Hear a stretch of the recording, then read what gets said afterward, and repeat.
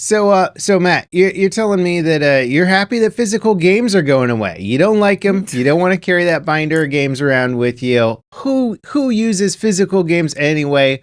Who wants to own anything you like? Lots of people, Level Cap. Not today. Not this time. This is a pretty hot topic out there, and I find it an interesting one because I would say the vast majority of gamers have gone full digital in terms of like game ownership, right? Like, I think you and I both used to have our little game binders of CD keys and CDs and all that stuff. And we bought everything at the GameStop and we went into the store and everything was physical because the internet, pre-internet or even early internet sucked, where you could not download a full game reliably off the internet. So you were just buying game CDs. And so there's actual data on those discs that you needed to install. And sometimes you would get like 4 CDs, if it was like a big game or something. Or in college, I walked in the snow an hour and a half one way. Back in my day. It sounds like I'm back in my day, but genuinely, it was snowing. It was the middle of winter. It was winter break or Thanksgiving break, and I wanted to like entertain myself, so I walked for an hour and a half to try to pick up the new Call of Duty 7. Call of Duty 4. Sorry, it was Modern Warfare, the original. Wow.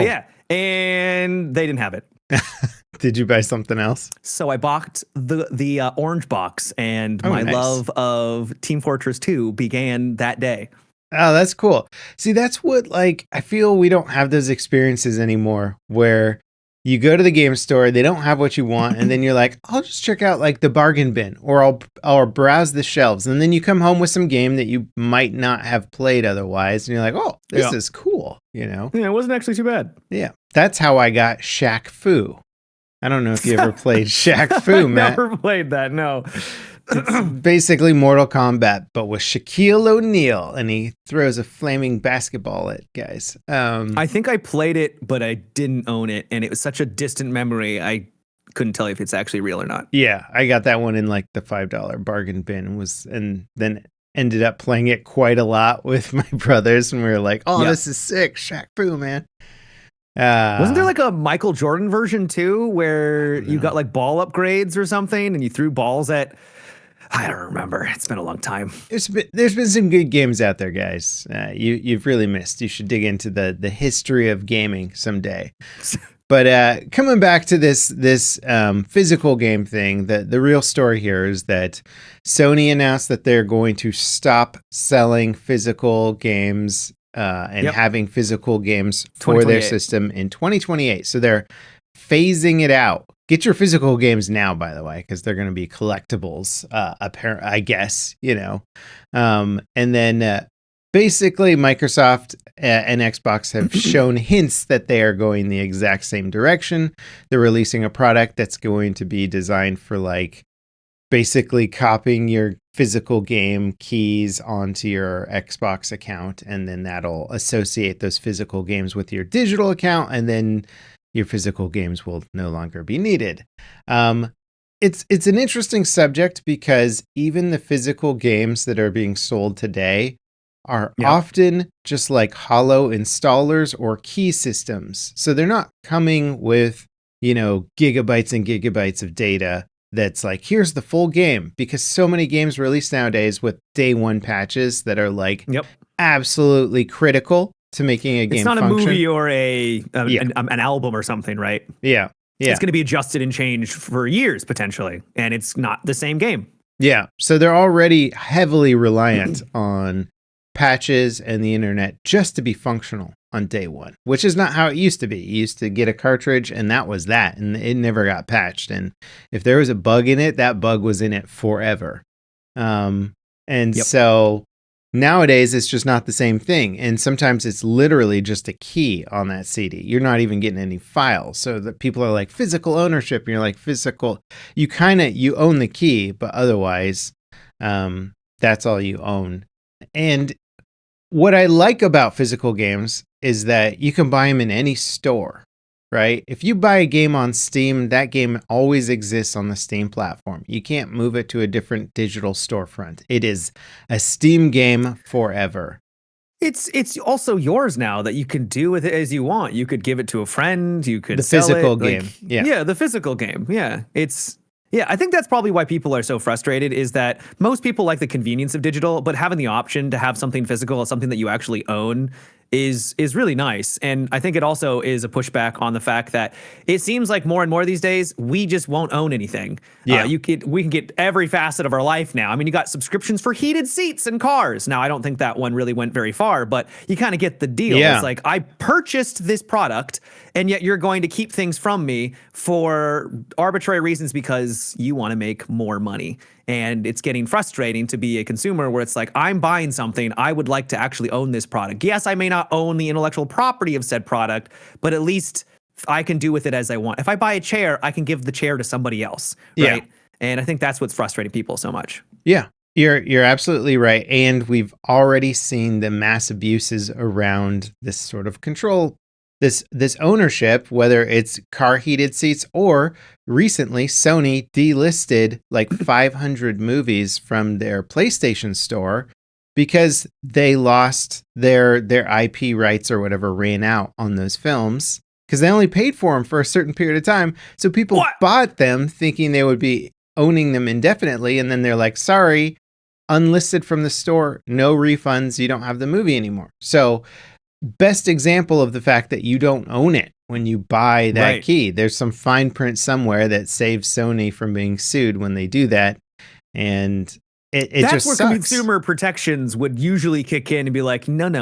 Yeah. No. You can't have a little caveat here at the bottom, in fine print. Mm-hmm. But that sucks. It does suck. And so on one hand, I'm fully accepting that I'm going to download every game I buy because like day one patch, all that stuff, that's too well integrated to the workflow of modern stuff. And I want my games to be patched and updated. And if your launch product of that game is not quite up to snuff, I want it to be improved later. Like I'm fully accepting the digital world that we live in, but I do not like storefront exclusivity for game ownership.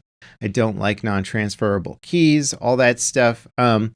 I think I brought up this idea a while ago, but I actually heard another game dev talk about it also. And I was like, cool, somebody else has had this idea. I'm sure tons of people have had this idea, but like one of the actual uses for basically blockchain technology is ownership of a digital asset that can be transferred and proven. And so if you stored game keys... Oh, man, you all thought NFTs were the worst ever. Well, now I'm just saying, this is like one of the best, this is like one of the better use cases of blockchain tech is basically you buy a key, whether it's on Steam or the Microsoft storefront or Sony or wherever, that key is stored on a independent blockchain, right? A non-centralized, non-owned blockchain, whatever. And now you can use that key on different storefronts. Maybe you transfer it between storefronts. And that way a storefront like the Sony storefront could have a sale on the Spider-Man games. And you're like, hey guys, there's a great sale on the Sony storefront. So you buy it over there. Sony gets a little money, whatever. You're using their storefront. But then you're like, you know what? I want to play this game on Steam. I'm going to use my universal key over there. And I feel like that's kind of what we need for the future because right now we have a very anti-competitive environment. We have a very dangerous environment where any of these storefronts can just shut stuff down and change the rules at any time. And you're like, well, I own 100 games over there. And they're like, tough. Deal with it, bro. It's a bad situation. And we used to have a lot more freedom when we had individual stores and you could buy a game at GameStop or at Fry's or at Walmart or wherever, and they were competing with each other and different ones would have different sales and you didn't have to. Yeah. So there was just so many more benefits to that. And we've lost that and people don't understand how much they've lost. And we need a good solution for it. And we have technology that can solve these problems. And so I think we need to push in that direction. It won't happen without some sort of legislation probably, but I'm looking at Europeans. You guys regulate everything. Go get some legislation around this. Let's figure it out, guys. Yeah, I don't know what the solution is. I won't lie. As soon as I hear like blockchain and NFT, like my brain recoils a little bit. It's like, I don't know about that. But it's also because I'm very ignorant on NFTs and blockchain technology. We could do it on Dogecoin, Matt. It'd be fine. Like, perfect. Great. Yeah. Another caveat is I think this probably means that the PlayStation 6 is not going to have a disc drive. It's just going to be probably just pure digital at that point, right? They're probably going to phase it out. But this also means that games are going to be cheaper now because they don't have to print physical copies, right? And that price yeah, right? Like they're totally going to reduce the price now, yes? Well, this is the thing, and I've brought this up before, but it really boils my blood because so many people defend the 30% cut that most game stores take, right? Just for having a game store. So like when GameStop and physical stores existed, they got a 30% cut of game sales because that 30% cut paid for the freaking building and the power and the employees and the security and the actual shelf space that was limited where you could only put a few hundred games and everybody had to compete for that shelf space. Like there was a reason that 30% cut existed. You had to have a retail front for selling games. That 30% cut carried over to Steam, and they went, oh, it's because of the servers and the infrastructure and blah, blah, blah, blah, blah. Nobody's questioned this since then. I mean, they've questioned it, but not on a big... I know you questioned it a couple of times. But every other storefront, it's not just Steam, it's Microsoft, it's Sony, it's all of them. They're all like, 30%, right, guys? And you're like, what are you doing? You know, like you're not... It's because they can. Yeah, and they'll do anything they can to make as much money as possible. That's how the market works. And sort of Microsoft and Sony can kind of argue for this because especially if they sell their consoles at a loss and they build this ecosystem, they need to pay for it. Steam, in my opinion, has basically no excuse. And same with many of the other storefronts that haven't built a gaming platform that cost them a ton of money. They just built a distribution platform with very little overhead compared to how much it makes. So this is the other problem of the digital, the kind of the storefront where you have to get all your keys in one place. Now they can be aggressive and over monetize and do all this BS, you know, and anti-competitive nature. So I think we need to get away from it. And the ending of physical games, I hope maybe serves as a catalyst to trying to find a good solution to this problem, because it is a problem and gamers are only going to continue to get taken more and more advantage of. And nobody realizes that they're like, oh, well, who cares about that 30% cut? It doesn't hurt me. I'm still buying a game for $20 or whatever. And you're like, yeah, but you're buying less of a game for $20. When that money comes from the developers, but the developers compensate for that by investing less in their game, spending less time on their game. They're going to make less money, so they have to shrink their goals and stuff. And nobody quite understands that, like, that money comes from somewhere at the end of the day. Yeah. We're sacrificing game quality so that Gabe can have his yacht fleet, you know? I'm getting a sense over the years, Level Cap, you have a little bit of an axe to grind with. I've got a chip on my shoulder, okay? You got a little chip on your shoulder when it comes to Steam. I got to be the voice of reason out here. I see too many Gaben fanboys, and I'm like, can we like chill out on like worshiping the billionaires? All right, like. I mean, I do like Steam though. I won't lie. I like it too. It's a great platform. It's nice. Yeah. All right, let's. Do you want to talk about some good news? Yes. Yeah. I had a chance to play the Hunger playtest, the technical test. Have you seen that game? I have seen it. Yeah, it looks really cool. I mean, it's like all the vibes of Hunt, but in a different setting. Yeah, so the way I describe it is that it's Hunt Showdown, but an extraction shooter. And I know what you're thinking. Hunt Showdown, but an extraction shooter. Isn't it already? Yes, but there's loot, which is the real reason why it's an extraction. I know I make this point all the time, and I'm also a broken record. Anyways, so it is a true, how do I describe this? It's like Arc Raiders or Tarkov, those kind of extraction shooters where it has the aesthetic of Hunt Showdown, where you're going in and there's a bunch of zombies everywhere, and there's different variances of them, and you're trying to kill them. I think you should talk about the theme of it too, if people, Yes. The theme, well, that's what the zombies are kind of a big thematic of it. And it's also Hunt Showdown. The theme is like you're using, what are they called? Not revolvers. what is like old school, like muskets? Yeah. Like you were literally having to put a ball, and you've got the ramrod. Yeah. And the animations are fantastic, by the way. Their animation team is absolutely killing it with the with the animate European Napoleonic era, I believe. So sci-fi or fantasy though. Yes. There are weapons that you're like, this is pure absolute fantasy, which is great, right? So it's also got more of a focus on melee as well. Mm-hmm. So you've got these really long reload animations. We're talking like 10 seconds to reload. What? And you might think like, it's a lot. Sick. And what it means is that when you take a shot against someone and you miss, and they haven't taken their shot, and they're looking at you, and you're like, oh, right? And so you're kind of doing this little dance of trying to avoid the shot, also reloading. But as soon as you get up close, then it becomes not like Mordhau. It's not that advanced, but you can kind of direct. You can do like a pierce attack or like a lunge attack. You can do like an overhead attack, side to side, and they can block that.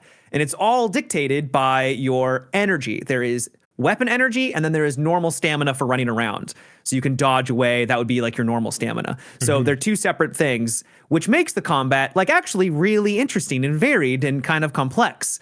And so it makes for this really slow-paced, brutal, like nerve-wracking experience, because you're like, every shot counts. And it is exhilarating when you finally line up that headshot or whatnot, and take them down, because you knew if you miss, like, they're going to take their shot in 2 seconds after the reload and take you out. It's really exhilarating. That sounds dope. I love games that can combine FPS and melee together. It's so rare to find a game that does that well, because you either get a game that's fully dedicated to melee and then there's no FPS combat, or you get, or you get an FPS that has like, press the melee button to melee somebody, and then there's no nuance or mechanics around it. And so if you can create a fun hybrid where both are fun and you're switching back and forth, which do exist here and there, but they're rare, I think that's a very unexplored genre or theater of gaming ideas. And I should just reiterate on this game, because if you're just hearing about it, you're like, okay, so it's another extraction shooter, whatever. The atmosphere and the visuals of this game are so cool. Like, it really, like, why we bring up Hunt is that Hunt has some of the best atmospherics in any game I've ever played. Like, it's just such a vibe, being in like the late 1800s, like Louisiana bayou environment with zombies and stuff. This is similar concept, but like Napoleonic era Europe, somewhere in Europe, maybe France. Okay. Yeah, there we go. Yep. And so similar visual vibe, but in that kind of location, and there's just something about it where you're like, I want to be in this world. It's so cool. It's like, it just feels cool. What's impressive is that it's in technical tests. This is the NDA just lifted. So this is like this is all brand new, and it's in a really good spot. They're going to apparently be in early access for like 2 years. So it's probably going to come out in like 2028. And even right now, it's pretty solid. There are issues. There's currently like a glitch that people are abusing, where you get like a lunge attack with certain weapons and your character kind of like flies across the screen really quickly, which is not what you want for a game that is trying to be more methodical and, slow paced when you have people literally zipping around. So it has problems, but in its current state, it's pretty solid. And I got to admit, it's quite addicting because of those just really heart pounding moments. Also, tons of POIs with like interesting little details that you find. There's dungeons that you can find in every map. Oh, cool. You need to get a key, and once you get that key, you go under into like an actual dungeon. Sick. And try and like defeat the dungeon. I've only been there once because we came across another team that was trying to do the dungeon. Okay. And we took them out. But then we ran out of time because the server was about to close. So we had to run. But like, we go down and down and down. And then there's a huge cavern with like a church in there. I'm like, what is happening? So it was very cool. And that kind of permeates that aesthetic and style of like mystery, really just kind of oozes in every little part of the map, which makes it really fun. That's cool. And, it's funny you brought up the whole loot thing and how that makes it different from Hunt. Hunt Showdown, and I feel bad for them almost because they did such a good job with their game design, but they did it so early in the extraction shooter genre. They were one of the first to a degree. They were one of the very early ones. And loot hadn't, they were like trying their own idea. And obviously in most extraction shooters, we think of like gobbling up loot and getting all that loot and hoarding it back at home. And Hunt didn't really have those mechanics. And they are very important, and they are a big part of like what makes it fun to like go around and check all the little drawers and areas of a house and whatever. And so bringing that into a game like this gets me excited because I'm like, cool, all the vibe and essence of Hunt with all the mechanics I like about other extraction shooters, like, yes, let's go. For sure. Yeah. So I can't wait for this game to get further along. It's already solid. They've got a cool progression where can anyone play it, by the way? You have to go to their Discord and sign up through there. Okay. I don't know how easy it is to get in. I contacted the developers and I got a key that way. And I also signed up on their Discord and got a key that way too. So like I did it. So yeah. So they might just be letting people in pretty quickly. What's neat is the progression. So God, dude, this game is going for like almost a MMO-ish sort of vibe. There are professions. And, like in World of Warcraft, you can be like a leather skinner, and then you can also work on like armor, right? You do the very same thing here. You can only have two. So you usually want to choose one gathering and then one normal profession, like gunsmith, right? And you'll level those up by getting materials. You can only gather certain materials out in the world if you have that particular profession unlocked. And so there's going to be like an economy-based system. So that right there is going to add a lot of value. Yeah. They have a... Wait, do you trade with people out of game? You will, I think, but I don't know for certain because it's not in the game yet. Okay. I'll get to that here in a second. Yeah. They also have a like skill system where as you level up, you get mastery points and you can spend those into different categories. So if you want to go like, I want to be a stealthy guy who loots quickly, gets out, but is like really sneaky. So crouch speed is increased. I can loot quicker. I can open doors more silently. And then when you get to the tier 8, you can only choose one of those of that category. That drastically changes the way you can play the game. One of them, for example, allows you to block bullets with your melee weapon, right? So if you're someone who wants to just be full on melee, it will still like take out some of your durability when you're blocking, and you have to be like good with it, but you can literally like block some bullets. This is kind of where the fantasy comes into it. The later guns have like repeating rifles and that slower paced. Those weapons don't hit as hard as the 10-second sniper rifle, right? And it takes forever to reload the entire mag of this rifle. I got one of them at the end when we killed another team. It genuinely took 20 seconds to reload it, right? Like it is slow. So they all come with downsides. But yeah, that's kind of like the more fantastical part. And then finally, when you start the game, you start in like the outside rampart. You're just like a new guy. And then you're going to slowly make your way deeper into this cathedral. They call it the Cauldron, where that's where you'll probably get the auction house. That's where you'll get the like different crafters and stuff like that. And then I think there's even like further where it's like you're going to become like the upper echelons of this organization or like this community. And I was like, that's just really cool. So it's got some sauce. I mean, you're talking like we've played every extraction shooter. We're kind of like we've done them all. It's hard to get excited, but hearing you talking about this, I'm like, I think they got something here. If you're excited about a game, that's a real testament to like, hey, they're doing something new. They're doing something exciting. So very cool. I want to get in and play it. I didn't realize that the tech test was going on, so I'm gonna have to like get in on that now because I'm like, oh man, Hunt Showdown with loot. They pushed it to Wednesday, so I think it closes on Wednesday. So if you have like maybe so by the time this podcast is out, I'm sorry guys, it'll be over, but it's over. Yeah. Okay. Cool. Definitely looking forward to that one. That's exciting. There are. We could talk about some of the games that are coming out this week too, if you want, this month. But so they Doom Dark Ages Revelations, which is coming out tomorrow or one day before this podcast DLC, launches, right? Yep. Assassin's Creed Black Flag Resynced. Too long of names, man. They're like Call of Duty now, man. But that's coming out on the 9th. Which I know a lot of people are excited for because that's like everyone's I favorite. plan on checking it out. I've never played Black Flag. My very first Assassin's Creed, to my disappointment and my chat's disappointment, was Odyssey. So I'm kind of newer to the franchise, but I've enjoyed them, and they say that this is one of the best. So hopefully they've been able to kind of shore up some of the problems that the previous one had and make a better game. Also, I think Ubisoft could use a win. Yeah. Before their company and their stock and everything just evaporates into the wind. It's pretty wild. I don't want any of these major companies to fail. I know a lot of people out there are kind of like rooting for this sometimes, which I don't think they fully understand what they're rooting for to a degree. But so many of the games from big companies we have sunk hundreds and thousands of hours into. I think people are just against this whole like corporate monetization of everything. They're like, just make good games and we'll buy the good games. And too many of the big companies have just gone down the path of like, how can we extract as much money from the game as possible? And and Ubisoft, we're sick of it. Yeah, they do it. Microsoft does it.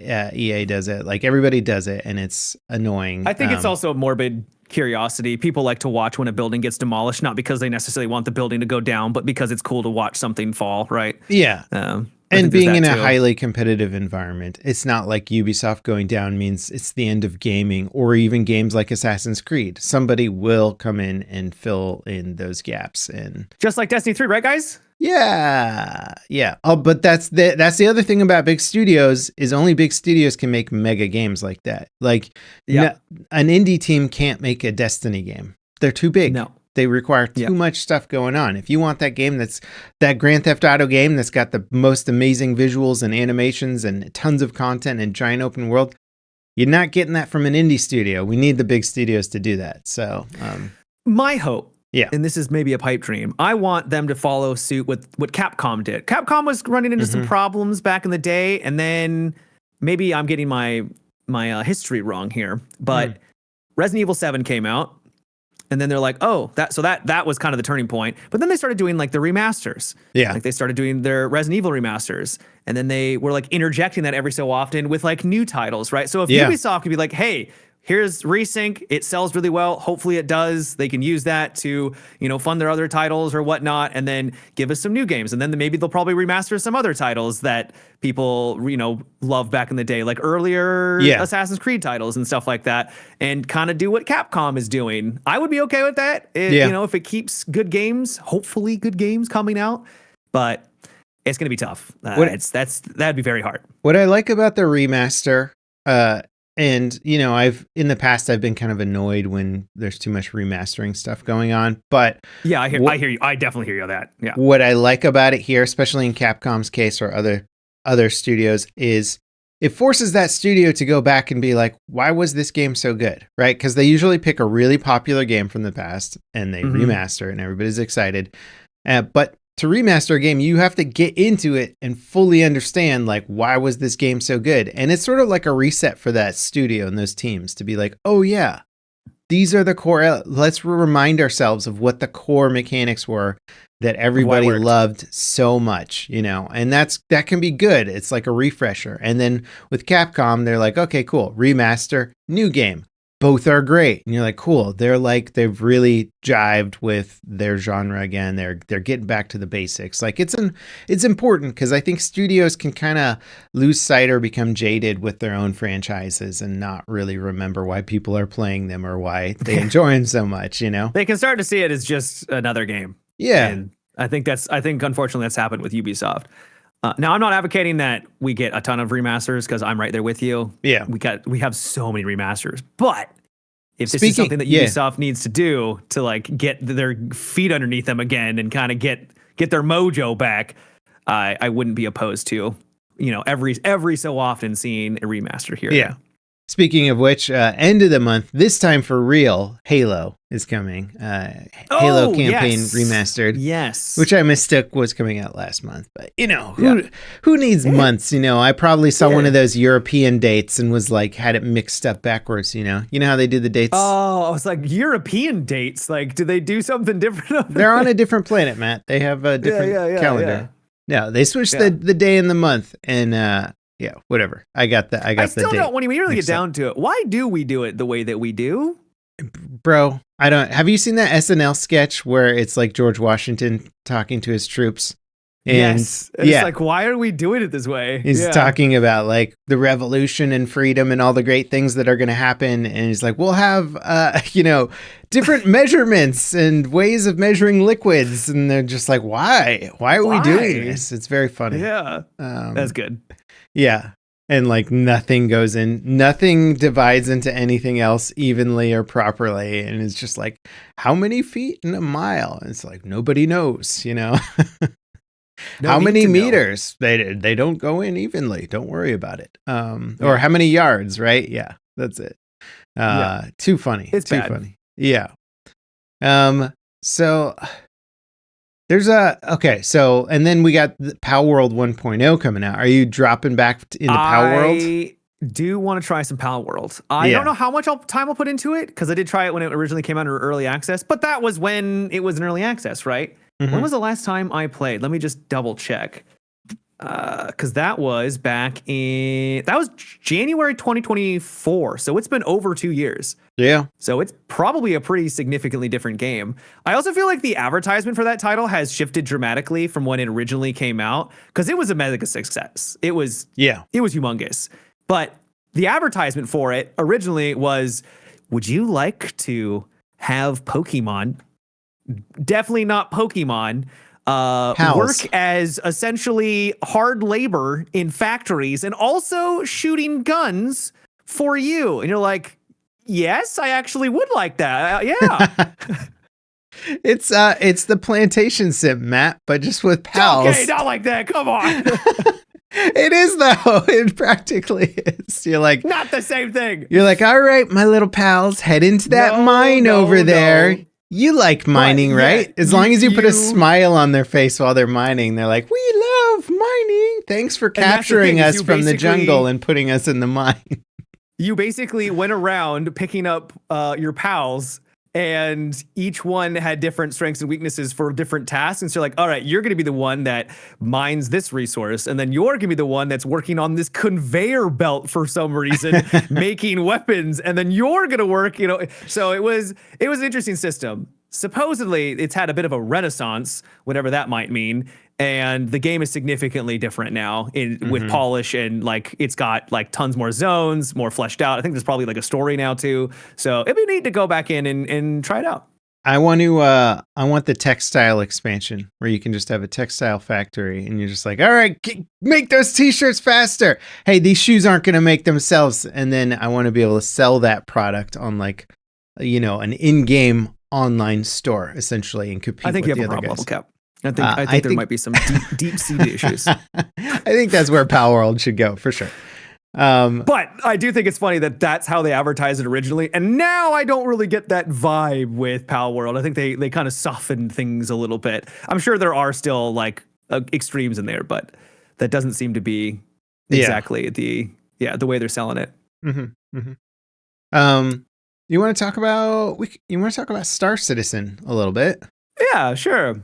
Just real quick. Yeah. You are recording my audio, yeah? Oh, yeah. You're Is it off on the side? There you go, Matt. Okay, cool. I just wanted to make sure because that would be really awkward if we're, Yeah. Fair enough. I appreciate the due diligence. Yeah, sometimes I'm like, oh, am I recording Matt stuff? Oh, right. It's hidden there. Yeah. That's fine. Just double checking. Yeah, no, good call. So Star Citizen's in an interesting spot right now. It's always good news. Good news, everyone. I'm assuming. Well, Star Citizen's always like the good and the bad, right? You're never gonna get pure good news. Okay. Yeah. So we got Squadron 42 off on its own. It seems like it's heading for a release possibly this year, or they're going to use GTA 6 as an excuse not to launch it and push it back a little. Either way, it sounds like it's moving along. They're literally inviting content creators out to playtest the game. So you're like, that's a really good sign. That's a very good sign. On the other side, we have Star Citizen, the multiplayer game. And this year, and frankly, they've been talking about this for a while, is switching into a better production mode where they stop releasing broken patches and updating the game and making it worse for like a month or a week or whatever, and people having just a really inconsistent, annoying experience. There are lots of players get their characters reset, and so they're like, hang on, I was playing for like a month building up, credits and all this stuff, and you just reset because you couldn't figure out how to patch the game without, nuking everybody's account or whatever. So this year was supposed to be different. They talked about coming up with a new patch cadence and a new workflow to avoid that and make the player experience better. Well, patch 4.8 came out, and it was a huge disaster in terms of that. It just made the stability and the quality of life worse immediately after the patch. And then they're slowly trying to get it back up and running, and the players are sick of it. They're tired of it, and they're like, you talked about this changing this year. This was supposed to be the new approach to Star Citizen. So the next patch coming out is 4.9, and it's supposed to be a fairly feature-rich patch, but also they just recently were like, all right, we're reshifting some of the focus here because we need to stop breaking the game, essentially, and give you guys a patch that improves the game and doesn't make it worse in any other way. So hopefully they can stop treating Star Citizen like it's a pre-alpha and start treating it more like a beta or something, because like an early access game. Yeah, they need to prove themselves from a reliability standpoint. They've proven themselves on the tech standpoint, I feel, where they're proving that they can do a lot of really crazy stuff, and you're like, yeah, very cool. Now, can you do that without breaking your game every single patch? I think that's what they need to start doing to start attracting bigger player groups. Because this always happens around like free fly events, especially, where they're like, everybody come try this game for free. And then it's playing like absolute garbage. Yeah. You're like, I bet you could have a much bigger audience, guys, if your game was actually playable when you tried to attract those people on there. Because Debatable. Having a game that runs well, who needs that in 2026? But there still is that massive divergence between what I would call the average gamer and the sci-fi sim fanatic. There should be a convergence point, and there's a gap. There should be a Venn diagram where it overlaps, and that's where all the normies come in and play Star Citizen.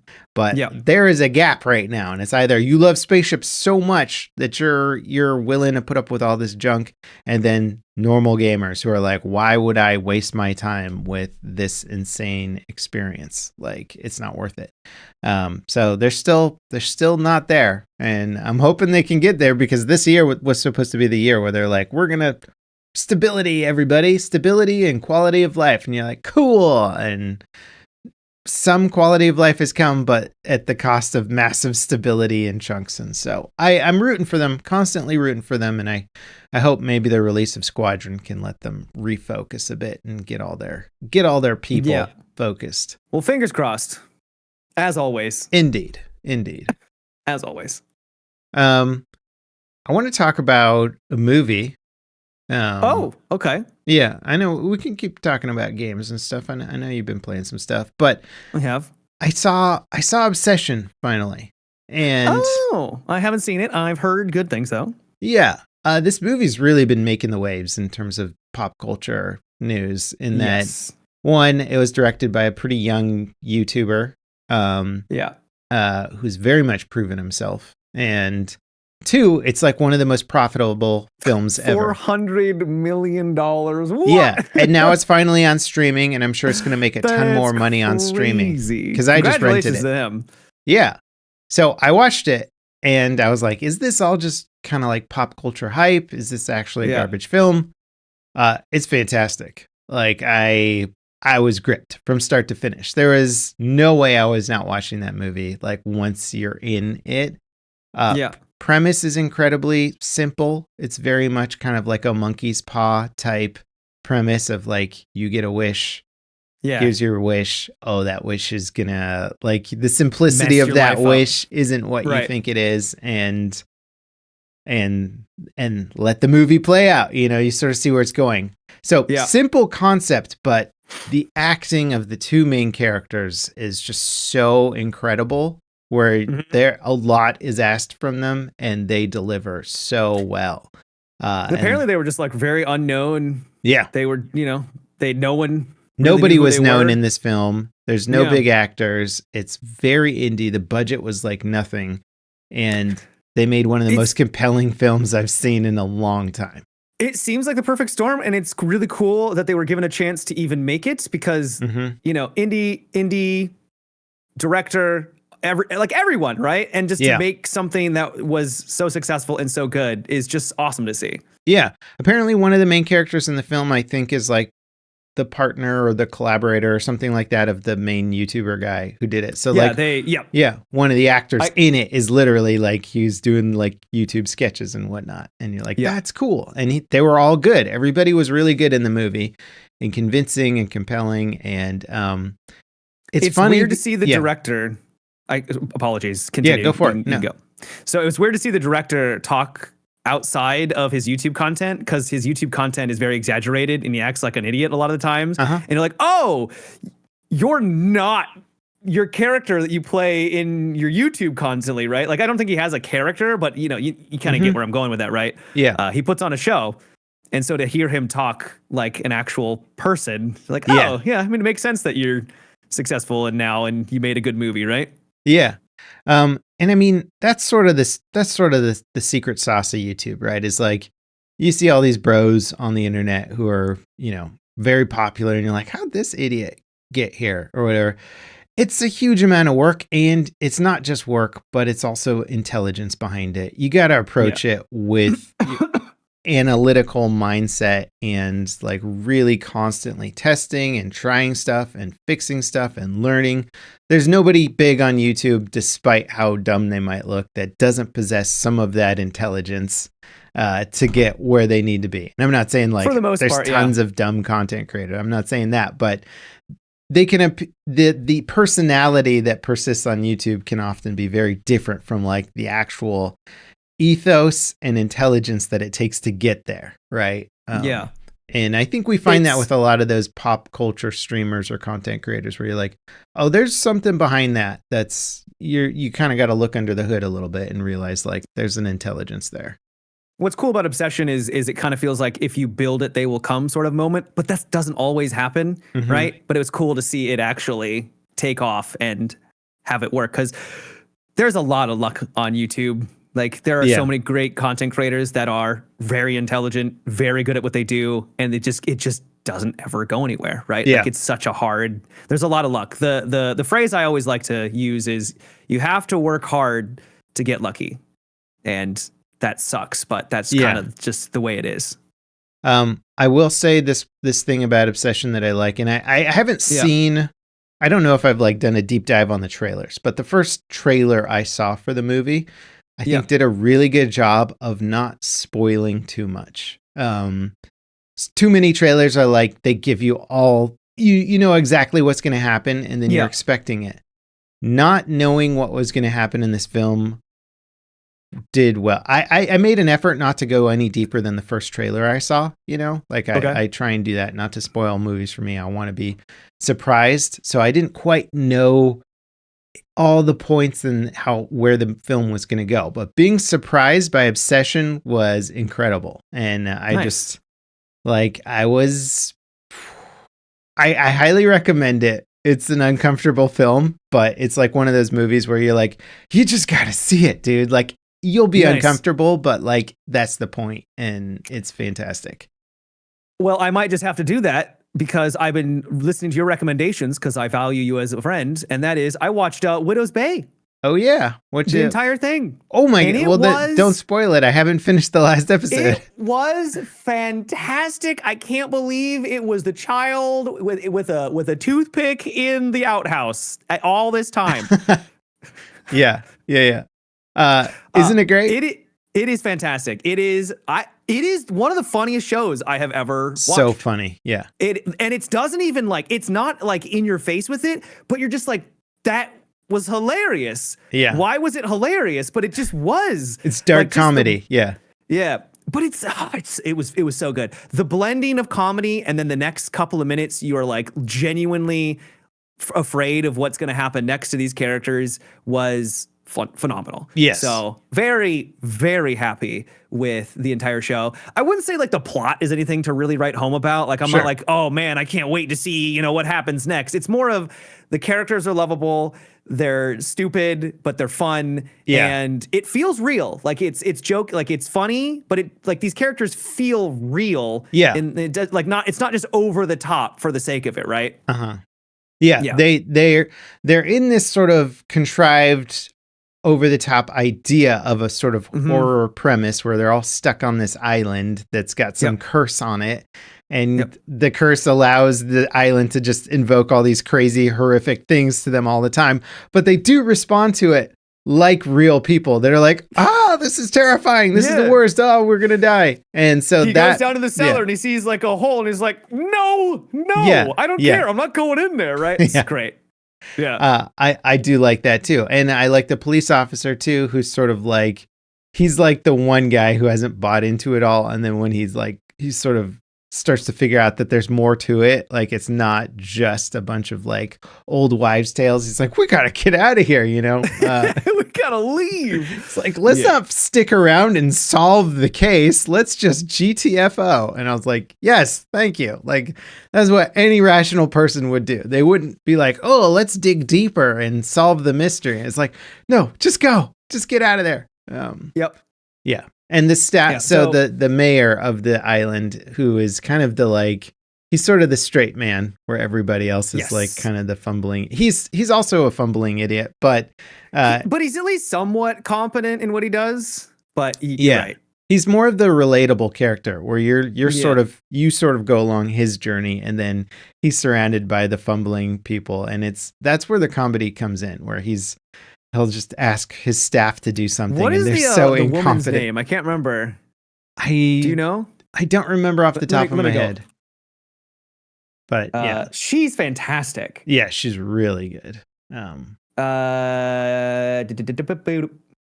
Her episode where she throws the party is such a fun episode. Patricia. Yeah. Yeah, that was so fun. Like they walk that cringe factor, but they don't go so far where you're just like, I just don't, because I don't like cringe comedy all that much. Yeah. They walk it just the line where I'm like, I don't like this anymore, and then they reel it in, right? So they did a good job with it. Yeah. And I'm surprised that I enjoyed a show that essentially is a horror show. Yes. At its core, that's where its roots are, but I'm just like, this is fantastic. I normally don't go, because horror often just gets into the campy, too reliant on jump scare stuff, and then you're just like, I don't respect this anymore. It's just silly and stupid. And there really wasn't any jump scares either. It's just like creepy vibes, and I respect that a lot. Yeah, a lot. Yeah. They'll just like pan over like a dark window, and you're just like, I love this. Well, there's nothing there in the window, but I know there's something there in the window, and I really like it. Well, and they very intelligently wrote okay, it's a cursed island that can do all this stuff. And then they go through the whole gamut of styles of horror films. Yep. Where there's like a Halloween style episode where it's like, the guy just won't stop coming after the girl, and it's like, okay, they can go through all the different gamuts of horror, and it's fun, and they kind of a little tongue in cheek with it at times, but it's still scary, and it's just a solid show. Big recommend. Yep. So you played the new Battlefield 6 update. I suppose people want to hear about that a bit. I did chat about it on my YouTube content a bunch. How do you like it? I was expecting to love it right away, and it's been a little. I've had to ease into it, and I do feel like maybe they didn't get the netcode perfect. Probably fair, because that was one of the big aspects of the update. Was like, we got all this cool new netcode. They showed off cool graphs of like circles around people. That was like cool circles around people. Yeah, they're like, okay, at this distance we'll use more netcode, and at this distance we'll use less, and then everybody will be happy. And then I'm playing, and I'm like, I think I just died in like one frame. full health to 0 in like 1 frame. Like I didn't get any time to react or any of that stuff. And maybe the dude shot me in the face 4 times with the fastest rate of fire gun, but I highly doubt it. Especially since you can see what they actually did to you. So on that front, I'm like, okay, feels like they tried for something, but maybe got something wrong. I'm okay with that as long as they come back and dial it in. The rest of it, I like the idea. DICE has spent so long at training me out of burst fire mechanics that I'm kind of annoyed that I have to relearn all that crap again. Because I'm like, I used to be the master at burst fire weapons. Yeah. BF3, my God, give me the M16. Nobody could stop me, dude, at any range. I could kill snipers. I could kill CQB SMG guys in close range. Any situation I could dominate because I dialed it in. And now I got to go. And now they got rid of all that because it was kind of a harder mechanic to master. And they're like, this is too hard for people. Let's get rid of it and just turn everything into a spray and pray weapon. So now we're all used to that. And now they're like, let's go back. And now I got to relearn it. And on one hand, it's fun for certain setups, but on other hands, I'm like, I can't use this gun anymore, or I don't like it anymore, or I have to spend tons of time to get up to date with it. So I'm excited about the premise of it, but BF6 has done such a good job so far. It's a pretty risky update for them, I would say, to do this, and they like to do that. They do seem to do this every time with their games, right? Where they're like, hey guys, so game came out, we're going to change the time to kill significantly. They did this for Battlefield 5 where it was like the beta to launch, then during launch they changed it like 2 more times. Yeah. It was like, guys, and BF1. Like did they do it for Battlefield 1 as well? Complete overhaul for BF1. Yeah. So it's good that they're trying to constantly evolve and improve. It's like, man, it'd be nice just to get it right for once. It's not that I thought the gunplay was bad at release or anything. Battlefield 6, but it was getting a little samey. I see why they did it. Yeah. That said, I don't think this update was perfect. I do think that it's not as bad as some people are making it out to be. Some people online are like, it's terrible. I was like, I don't know about that. Because it does actually refine and define roles of the different class of weapons now. I don't feel like I could just snipe with a SMG as well as I could in the past. SMGs were too good, man. Yeah. They were really strong. Yeah. And it, for the most part, as long as I'm planting my feet and I'm tap firing, my bullets go right where I want them to go, and so I can be accurate depending on the weapon. And for me, that's what like you said, I'm used to Battlefield 3, Battlefield 4, and I don't really mind the tap fire. So I'm all right with it. Overall, I think it's good. I think there will need to be further refinement because it was such a substantial change for every single one of the weapons that there's going to be ones that slip through the cracks, and, they got to probably dial things in here and there. But I think for the overall health of the game, at least I'm hoping it will be for the better. Yeah. Like on paper, I am in full agreement with what DICE is doing. In practice, I'm like, okay. I gotta relearn everything now. And that's a tough pill to swallow. And it's a risky thing to do with a game that is doing so well. And BF6 has been doing really well. So I'm like, I got to give DICE credit for having the balls to make such a big change like this, but it's hopefully it was the right one in a couple of weeks, because right now it feels fine, but like in a couple of weeks, like this just doesn't feel good. I'm not liking it. That could happen. Yeah. Right? And it takes time to really hash that out. I will say before I felt less need to explore different weapons, before you just get your gun and it handles 90% of your stuff. So you got your main gun and then your sniper rifle and maybe another gun for if I really just want to focus on mid or close range or whatever the heck you're after. But BF6 really kind of had the BF4 effect where I don't have to explore any of the 70 weapons that are in the game. I can just use these 4 and I'll be fine, So this change might be a bit more fun for that. And I do like more segmented engagement ranges, where it's like pick the gun for the situation or pick the gun for your play style and lean into it, and that's fun. And I think that's a good route to go ultimately, rather than giving everybody a weapon that can hit you at every range. And that'll also make it so that when you're when you're trying to cross an open field and every single person on the other team has a gun that can hit you, well, that's a hard situation to deal with. Now, if you're trying to cross an open field and the guys with SMGs aren't going to bother because they know their gun sucks at that range, it becomes a little bit more navigable of a game, which I think is important. It's a nice word. Thank you, Matt. Thank you. I don't even know if it's a real word. I think it is, maybe. So, yeah, BF6 update on paper, great. In practice, little bit of a speed bump, but I think they'll get there. Fair. Yeah. I want to shout out a board game that one of my neighbors introduced me to. Well, it's a game. We don't play board games here. It's a gaming podcast. I'm going to talk about a board game that all right, I hit us with think everybody can play because it's great. It's called Heat. It's got some like extra name to it. It's like Heat, like pedal to the metal or something like that. But it's a racing board game, which sounds like a very weird combination of ideas because you're like, no, board games, you don't race in a board game. What are you talking about? Is it called Heat Pedal to the Metal? Yes. Heat Pedal to the Metal. It's relatively new.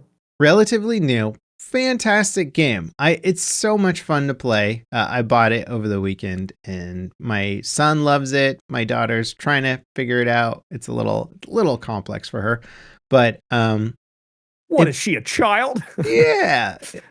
She likes playing, but doesn't get all the mechanics of it quite yet. Yeah. But it's a board game that accurately replicates many of the real aspects of racing, which is going fast in straightaways and slowing down for turns. And it's one of those cool games where everybody plays their hand at the same time, face down, and then you flip it and you see what everybody's moves do. And certain moves can play off of other moves depending on when they happen. So there's a little bit of prediction in there. So you're like, I think this person's going to try and land right about here on the track.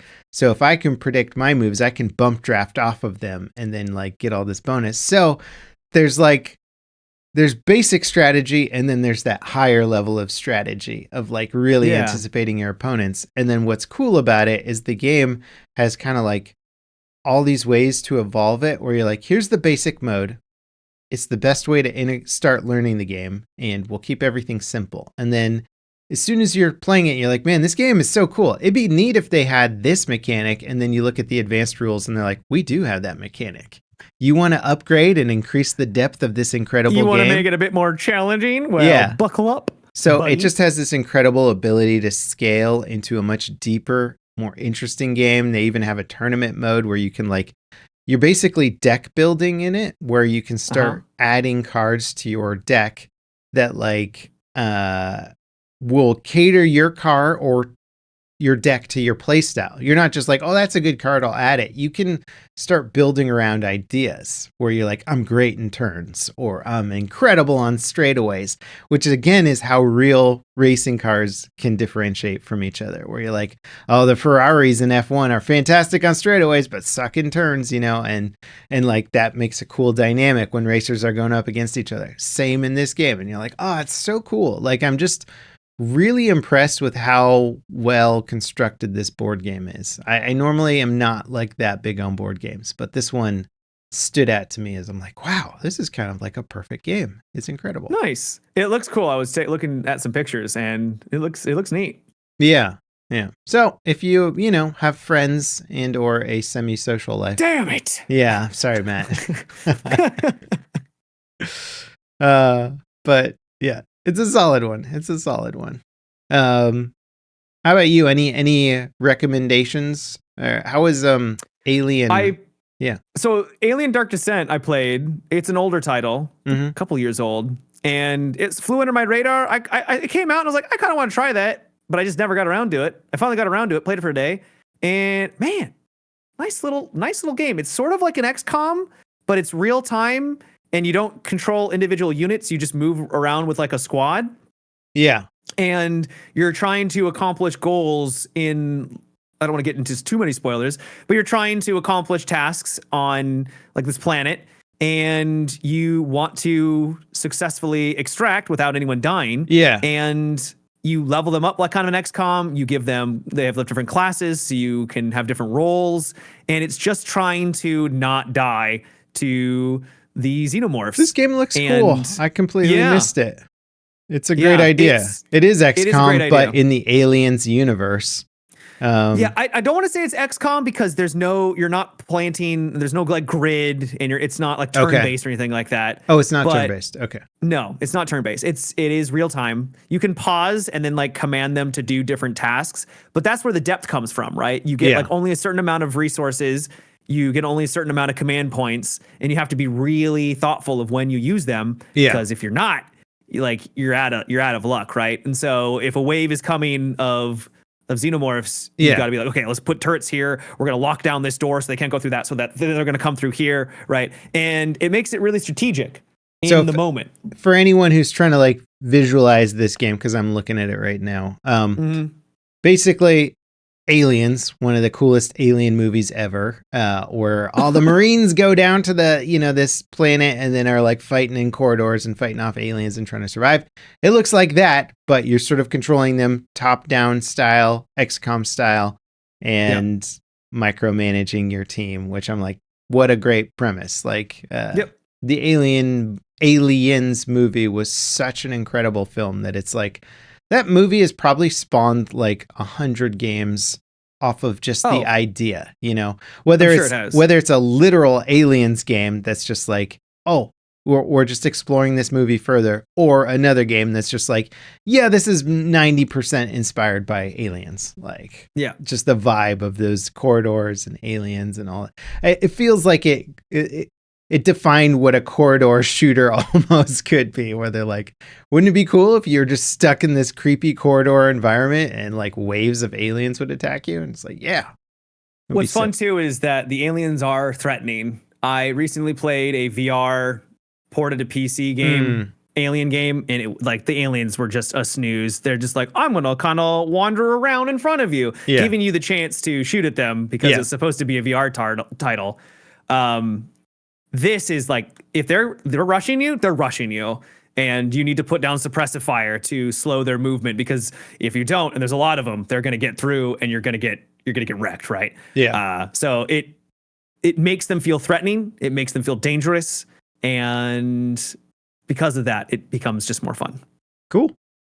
So I obviously haven't finished it. I'm only one day in, and still, want to play more. Well, it's like 70% off on Steam or something. Like there's a bunch of deals and all that fun stuff. So seems like a good opportunity to go back and check out some of those older, dude, the backlog of games now. This is like the best argument for basically Steam and the Steam machine is like, you can buy a PlayStation or an Xbox, but your catalog of games, while decent, it pales in comparison to what you can do on Steam.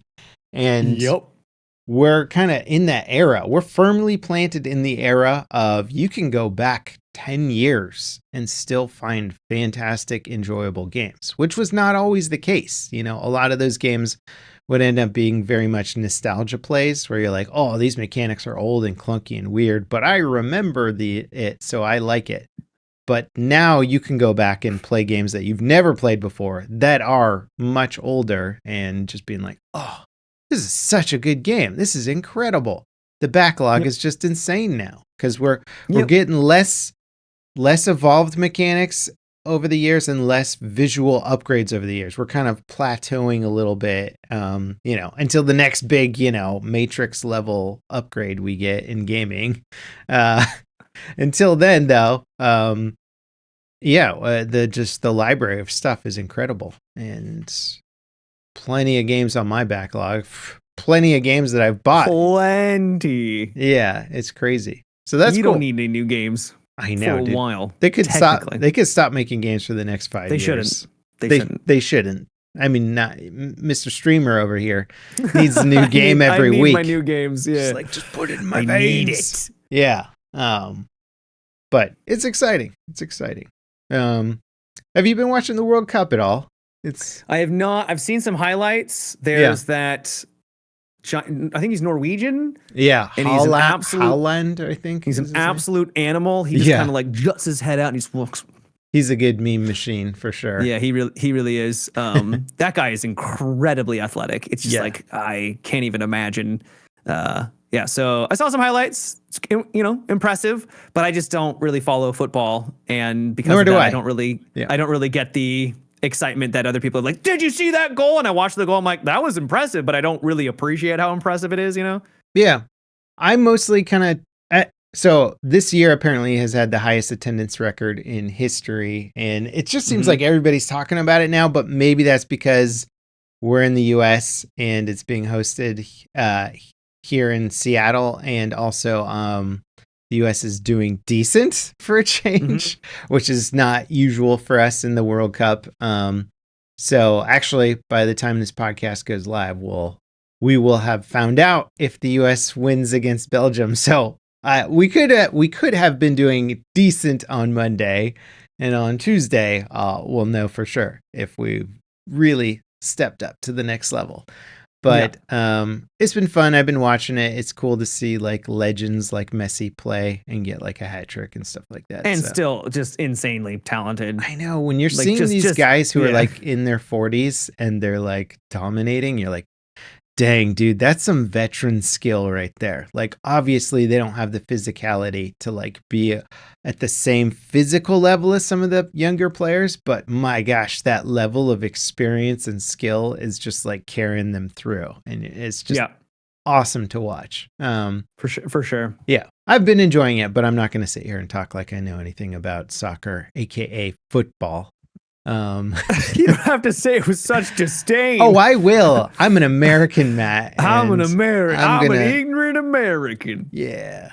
But it's been fun. It's been fun. I got a lot of neighbors who are like all fans of different teams and stuff like that. So I'm like, why aren't you rooting for USA, man? Be an American patriot. Get out there, But it's been fun. It's been fun. I've also, outside of games, man, hobby-wise, I've been getting into biking. I got my e-bike. I got my e-mountain bike. I am so sore, dude. And part of it is like, one half of it is muscle soreness, which isn't too bad. I haven't been pushing myself like crazy hard, where I'm just like, you shouldn't. I sort of know not to injure myself on that front. But the other soreness is bruises from just falling off and just getting beat up. I got these nice knee pads. That are like really flexible and comfortable. Good for you, actually wearing protection. Oh, for sure. Some of the trails I do, like, you would not want to do them without protection. You just see so many people these days like, I'm not going to wear protection. What do you mean? I'm a man. It's like, okay, well then you're going to have manly bruising and potentially break something. No, congratulations. So when I grew up, mountain bike trails were like, they didn't have, as far as I know, full suspension bikes were not like a big thing. So the trails were designed for bikes that didn't have rear suspension. So they weren't crazy ass trails with all this stuff going on. Now the tech has upgraded so much that the trails have gotten way crazier because the bikes can handle them. But if you crash on those trails, but can you handle it? Yeah, exactly. It's much more technical, much more challenging. And so I definitely have been falling a bunch more. And my knee pads, which I was like so comfy and stuff, they're kind of like the lower level knee pads of like, you want to be comfortable, but like, we're going to shave down some of the protection on there a little for that comfort. And I have bashed up my knees real good. So I am just like icing right now and saving it, but having an absolute, a ton of fun. I'm in the Pacific Northwest, and it's a great space for mountain biking. They got tons of trails, tons of trail networks, big community of people that build and maintain these trails, and they're all over the place. So it's been a blast, and man, dude, e-bikes, the tech on them is so cool. It's all pedal assist. I'm not like just pressing a button and motorcycling up a hill or something. You're just motorcycling around. Just motorcycling. It's all pedal assist, but depending on what bike you get, you can get a lot or a little pedal assist. And what's cool about it is there's lots of trails that might be really fun downhill because you're like going over bumps and like hitting switchbacks and all that stuff. And you're like, this is great downhill. With an e-bike, all of a sudden that becomes really fun uphill too. So rather than just a big slog to get uphill and then go down a fun trail, now you're like, oh, I'm having a blast uphill and I'm having a blast downhill. It's sort of fantastic. Nice. So yeah, it sort of turned the my entire environment into a roller coaster ride for me. Assuming I don't fall off of the bike. Yeah, which you are. Which I am, but I'm getting better. I'm actually noticing that I'm falling more now because I'm going faster because I'm hitting my lines better. And I'm like, I got this. And then it opens up the whole opens up the whole new level of mistakes because I'm like, oh, right, I'm going faster now. And now I have to figure out how to make this turn at double the speed before. And then I don't make it. But it's fun. It's good times. If anybody out there is thinking about getting into it, get that protection, man. Don't skimp out on it. If you're going to buy an expensive bike, buy expensive protection too. Smart. Yep. So I've been enjoying that. It's been an absolute blast, and fingers crossed I don't break any bones in the near future. Be good. I'm not taking crazy risks. I'm not doing giant jumps or anything like that. And I don't really plan on it. I'm like, you know what? You don't really seem like the guy who would go off big jumps. No offense. Thank you. No, I mean, it's just one of those. Do I look like a guy who goes big jumps? Well, I mean, you're an ex-gymnast. I feel like you wouldn't be like, oh, a jump. I'd never do that. Like once you're out there and you see other people do it, you're like, I could do that. You know, it's one of those slippery slope things, right? Where you're like, well, I did that little jump. Why couldn't I do that medium jump? Yeah. It all just sort of escalates essentially. But it's fun. And also we live in such a good environment for it where the views and the vistas are fantastic. You're biking up to the top of hills and just like, look at those mountain ranges, you know? It's like Lord of the Rings, but with an e-bike, essentially. That's cool, man. Yeah, thank you. Any good books or anything you read? Finished up second book of Sun Eater. I'm gonna shelve that for at least a book. I want something different, so I'm reading the second book for the Will of the Many. It's called The Strength of the Few. And interesting beginning. I'm enjoying it, but I'm only like 60 pages in, so I've just begun. Cool. Sounds good, man.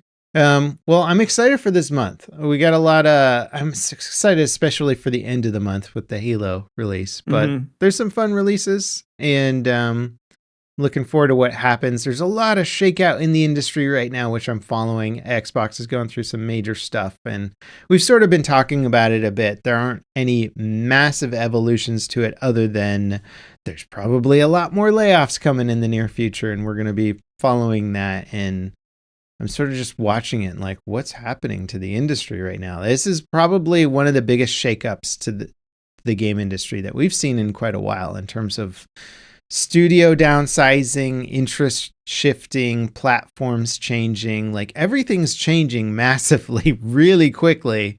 And it's sort of fascinating to watch, but we also don't know exactly where it's all going yet. We're sort of like, are we going back to the way things used to be? Are we entering a new era of craziness? Like we just don't know. Everybody's fighting for different ideas and it's all over the place.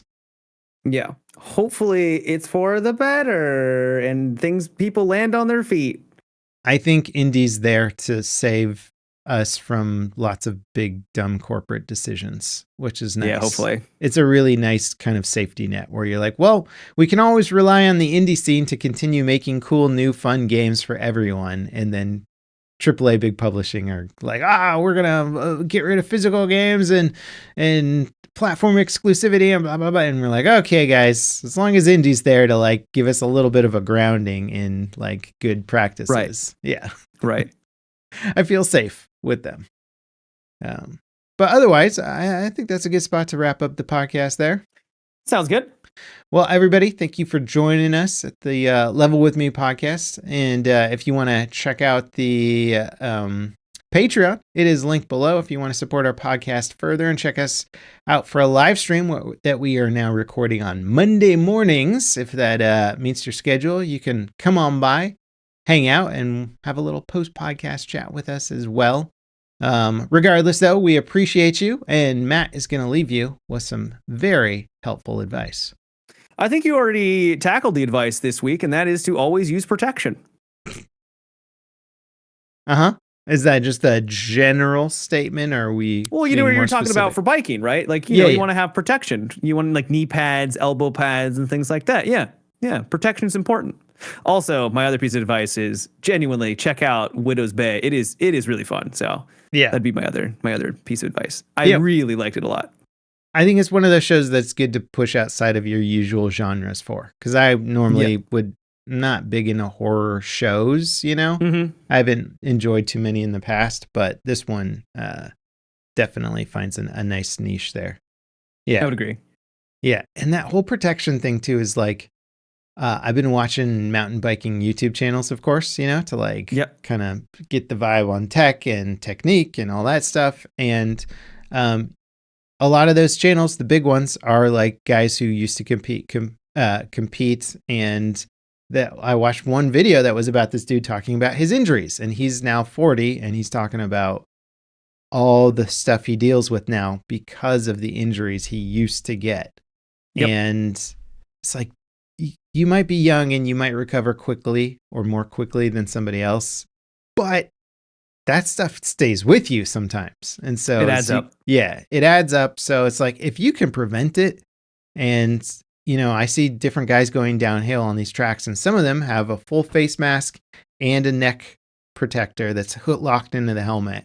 And they look a little more bulky and dorky than somebody who's just like, oh, I'm just going to put on a bike helmet and whatever. But if that guy wipes out, the odds of him being safer are like exponentially higher. It's like, just do the safe thing, guys. You know, don't worry about looking cool. There's a machoism about trying to look cool, and it's not worth it. I think the culture around it is shifting, and it's sort of like, just get all your kind of like Ninja Turtle armor on, you know, where you just got pads everywhere and all that stuff. Donatello. Yeah, exactly. Get all that stuff on, look like a dork, and be safe. That's my advice, because you will crash. You're gonna crash. You're gonna feel like a badass, and the second you feel like, and you're traveling quickly. Yes, the second you feel like you got it under control, that's when you crash. That's when everybody crashes, especially in the thing that's not hard, because you're focused on the really hard stuff. You're like, oh, I gotta hit this bump or this berm just right, and then you relax in the straightaway, and then your pedal catches on a root, and then you go flying because you relaxed and you stop paying attention or whatever. That's where you need that armor. Believe it. Protect you. All right, guys. Thank you so much for watching, and we'll catch you next time. Bye-bye. Take care.